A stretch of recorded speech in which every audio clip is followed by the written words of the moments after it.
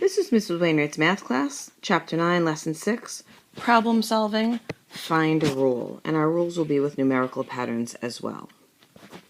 Today's learning target: by the end of today's lesson, you should confidently be able to say, I can use this strategy, solve a simpler problem, to help solve a problem with patterns. So let's take a look at example number 1. On an archaeological dig, Gabriel separates his dig site into sections with areas of 15 square feet each. There are 3 archaeological members digging in every section. What is the area of the dig site if 21 members are digging at one time? Okay, what's the question asking me? Wants to know what's the area of the dig site if 21 members are digging at one time. So we want to know the area if there are 21 members.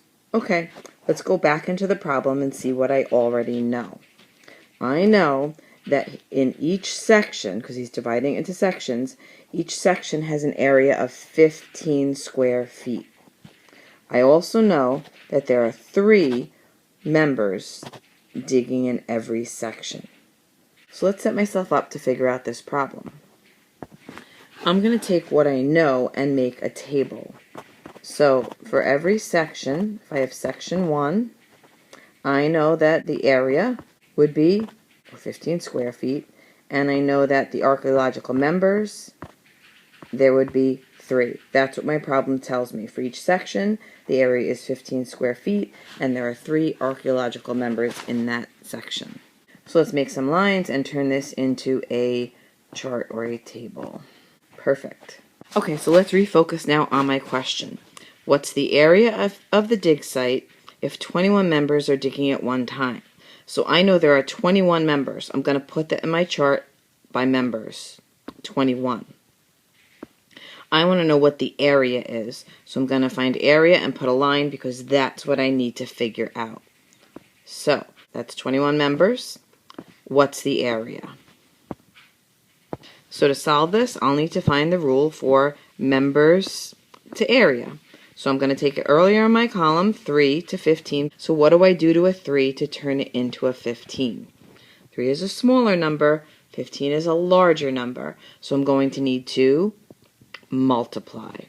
So I say 3 times what equals 15, and I know that 3 times 5 equals 15. So my rule will be times 5. Therefore, I go back on my chart and say 3 times 5 brings me up that arrow to 15. I can say 21 times 5 will give me the answer that I am missing. So on some scrap paper, I will write 21 times 5, and let's solve that out. 5 times 1 equals 5. 5 times 2 equals 10. So 21 times 5 equals 105. Let's transfer that 105 into my table. And again, if the question says, what's the area of the dig site if 21 members are digging at one time? So my final answer will be if 21 members are digging at one time, the area of the dig site would be 105. And what's my unit? Go back into my problem. It's square feet. So 105 square feet. And that's my final answer. If 21 members are digging at one time, the area of the dig site would be 105 square feet.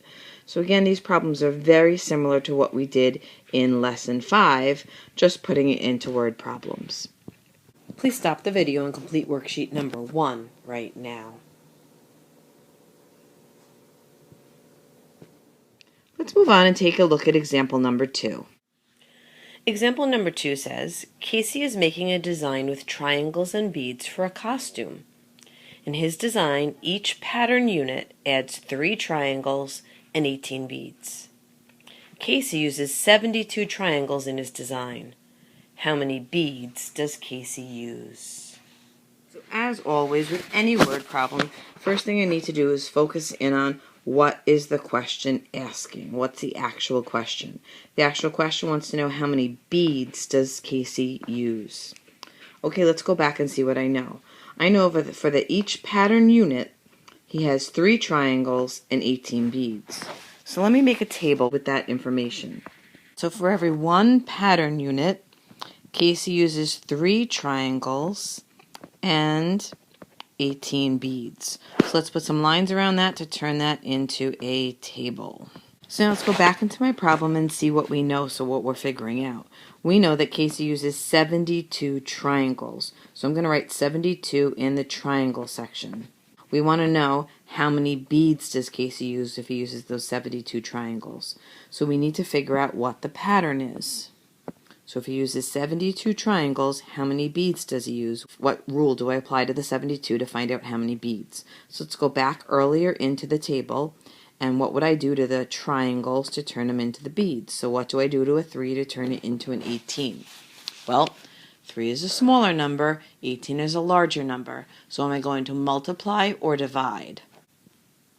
That's right, I'm going to multiply. So I'm going to say 3 times what equals 18. And 3 times what does equal 18? 3 times 6 equals 18. So my rule will be multiply by 6. So if I say 3 times 6 equals 18, then I can say 72 times 6 equals, let's work it out. So I say 6 times 2 is 12, put down the 2, carry the 1. 6 times 7 is 42, plus 1 is 43. 72 times 6 is 432. So I'll put that right into my table. If I use 72 triangles, there will be 432 beads used. Okay, as always, since this was a word problem, I do want to put my final answer in a sentence, focusing on the question, how many beads does Casey use?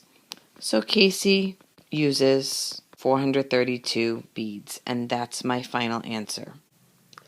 Please stop the video and complete worksheet number 2 right now. So let's review. When working on these types of problems, take the information that they give you and turn it into a chart, as we see here in green. Once you make the chart, you can then take the other information that they give in the question. For instance, what is the area of the dig site of 21? Members are digging at one time. So in red, I put the 21 members in. You can take your original data that was in green, figure out the pattern, and apply the pattern to the 21, and that's how you would find your answer. So again, this lesson goes back to the previous lesson, which is Chapter 9, Lesson 5, on how to find a pattern and apply the pattern. As always, we'll continue to practice this in class, and if you have any questions or concerns, please see a teacher. We will work with you to help you understand this. Hopefully by now you can confidently say, I can use the strategy, solve a simpler problem, to help solve a problem with patterns. Good luck with this lesson.